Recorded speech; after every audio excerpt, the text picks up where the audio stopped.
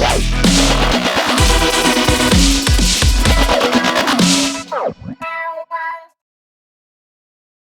everybody. I wanted to jump on here really quickly and talk about this Jada Pinkett Smith situation and how the things that she's saying has gone from bad to worse. And how many fans, well, they just don't like her anymore. They're saying that she's a manipulator and a straight out liar. But before I get into contradicting her lies, here's an example of how fans feel. You want to mess with some dude that's your son's friend, as trifling as that may seem in people's eyes, that's your damn business. You want to break up with your husband and all of this stuff, that's your business. But this public emasculation needs to stop. Jada, all you're doing is elevating the level of vitriol coming your way, because it don't matter what you say. There's nothing you can say to a man to justify what you have done to Will Smith. Every time I see Jada Pinkett Smith talk about Will Smith, I cringe. We kings. We kings. We ain't here to be treated like that. You're queens and you shouldn't be treated like that either. And I get that. Tell me anywhere, biblically, scripture-wise, in any scripture, where it encourages you to publicize your personal business for profit when it negatively affects your spouse. Now let's go over some of the contradicting statements that Jada has been saying over the last couple of days. She said that Tupac suffered from alopecia just like she did, but he was scared to tell the public because he thought that they would make fun of him, but he loved her enough to confide in her what was going on with his hair. But according to Tupac's stepbrother, that's absolutely not true. He said Tupac did not have alopecia. He said that Tupac was attacked by 2 police officers and they pulled out his hair and he shaved it down until it could grow back, but eventually just kept it bald. She's also saying that Tupac proposed to her. She said that he really, really, really wanted to marry her, and that's how deep their bond was. So a lot of people might not know, but he proposed to you while he was in jail. I talk about this in the book when I go to see him in Rikers, when I wrote about that in the book and when I had to talk about it, speak my words for the audible version of the book. That was probably one of the more painful parts, seeing him there, the condition that he was in and having to leave him there. And he was in bad shape.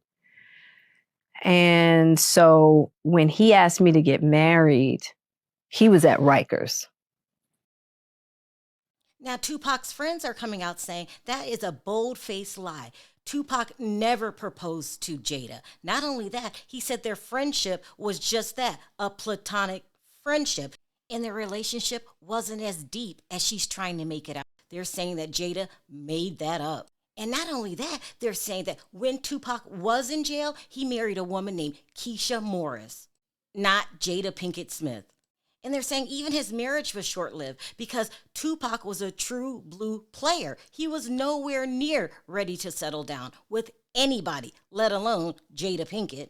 And I'm tired of her always talking about Tupac would have did. Tupac wouldn't have fucked with her. Tupac wouldn't have fucked with her. I'm tired of that story. It would have never went down. Oh, Tupac. Bitch, I know Tupac. Tupac wouldn't have been fucking with you. It wouldn't have been. Tupac was a boss. He was very intelligent. The nigga cut off Madonna, dog. That's how cold Tupac was. She lying. And bro, bro, the fuck out of here, man. This lady is lying her ass out, bro. She trying to sound profound, but trying to find the words to say so she don't look like a motherfucker liar, and she lying. Now get this part. They're saying that Jada Pinkett Smith invented this whole love affair with Tupac as a manipulation tool to keep Will Smith in line. They're saying that Jada knew that Will had a traumatic childhood in which he blamed himself for his parents' divorce to the point that he wanted to unalive himself when he was younger. Each of my siblings remembers that night in the bedroom. With me standing there in the doorway, I watched my father punch my mother so hard that she spit up blood. That moment, probably more than any other moment in my life, has defined who I am today. Daddy-O was one of the greatest blessings of my life and also one of my greatest sources of pain. There were two issues. First, he had a brutal temper. And second, his drinking. When he was angry or drunk, he became an idiot. He would break his own rules, subvert his own objectives, destroy his own things. My mom is in many ways the total opposite of my father. Whereas Daddy-O was the boisterous, charismatic center of attention, my mom carried a quiet, reserved elegance. Each of my siblings responded differently in ways that would go on to define who we were for much of our lives. If Harry was fight, Ellen was flight, and I became a pleaser. Now, combine the fact that Will Smith never wanted to be like his father. He also never wanted his children to feel that they were responsible for their parents' divorce. Combine that with the fact that he was a people pleaser, and if you mix all that up together, that will become what they label a marriage. Jada knew just how awful he felt about his first divorce from Sharrell and that he never wanted another divorce again. Divorce is not an option. We're going to be together. So we're going to figure out how to be happy. So early on, Jada promises Will that they will never get a divorce and that she will always be there for him. We are family. Like, take out all that whole marriage, relationship crap. At the end of the day, well, Will and I are family. I'm going to hold him down. At the end of the day, that's a man that can rely on me for the rest of his life, period. And she was true to her word until she wasn't. Then it became Tupac was the love of her life, and Will could never measure up to that. And then Will, the self-proclaimed people pleaser, wanted to do anything to win her heart. I want to love her just as much, just as hard as Tupac did. Ever jealous of the love Jada had for Tupac? Yeah. Oh my God, that dude. And you know, and that was in the early days. Yeah, that was in the early days, and it was like. That was a big regret for me too, because I could never open up to interact with Pac, you know, and because we had a little bit of a thing, right? Because they grew up together, and they loved each other, but they never had that, they never had a sexual relationship, but they had come into that age where now that was a possibility, and then Jada was with me, so Pac had a little thing on that. But she just loved him like he was the image of perfection, but she was with the Fresh Prince, so. Not realizing that she made up the complete romantic relationship with Tupac. And they lived that way for most of their marriage. It was always, Will, you're second best compared to the love of my life, Tupac.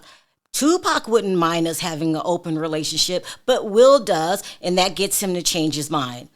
I mean, he completely fell for it all. Call him naive, call him stupid, pick your choice. That's how it went down until the night of the slap.